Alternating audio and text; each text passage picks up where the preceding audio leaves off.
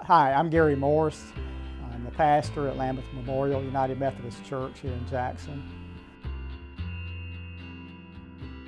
The garden was a concept of our spiritual leadership team 3 several years ago.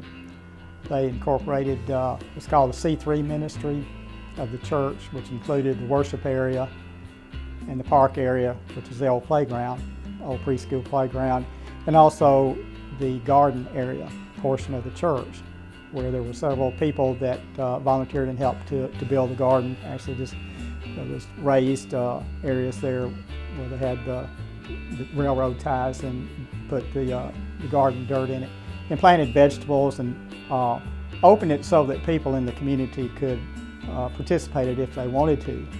Initially, we didn't have a great response from the community for various reasons. But in the last year, when Mary Beth Eberly moved back to Jackson with her husband and family, she had a passion for the garden ministry.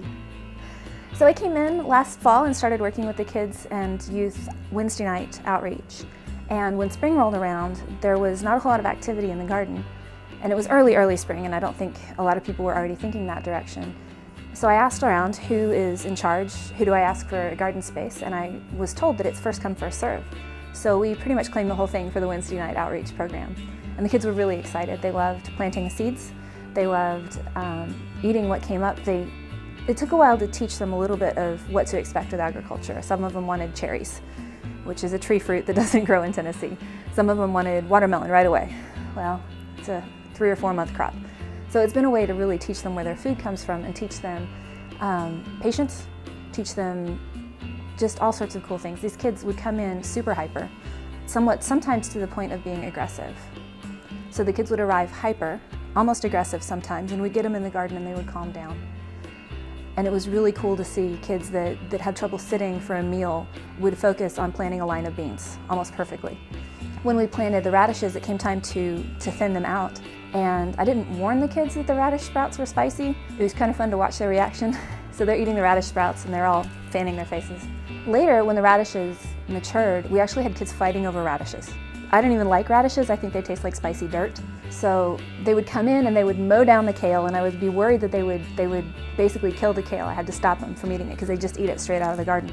We had peas, and the kids never brought them in the building. They ate them all in the garden. So it was really neat to see these kids. You know that they're being fed, but you don't know exactly how well they're being fed. Have a chance to eat something that they planted, that they grew.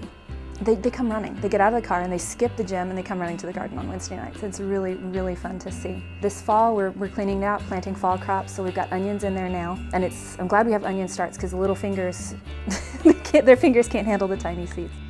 It was very successful, and they've asked for it again this year, and Mary Beth's participating in doing that. In fact, this last week, last Wednesday, when she was out in the garden with the kids, there were a young couple that was walking up the street, up Talbot Street, and noticed what was going on. And they went up to Mary Beth and asked her about it. She told her what was going on. They came into the church and are interested in participating as volunteers. This couple's in their young 20s, and it's a couple that don't go to church.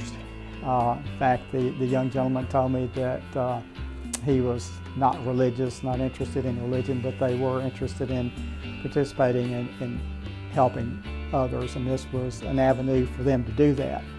So the garden in itself not only reaches out to the children in the community, but to others as well. One of the coolest things that happened was around Easter. We were able to teach the Easter story in the garden because Jesus went into the ground and 3 days later he came back. Something has to die for new life to come back, and they were able to see that in the context of the garden. So it's not exactly a traditional lesson where they're sitting at a table and they're cutting out pictures or they're doing a Bible lesson like that. It's something that really meets them where they are as kids who don't necessarily know how to do church the way people who've grown up in church know how to do church. But they come in and they calm down and they settle and they come back for it.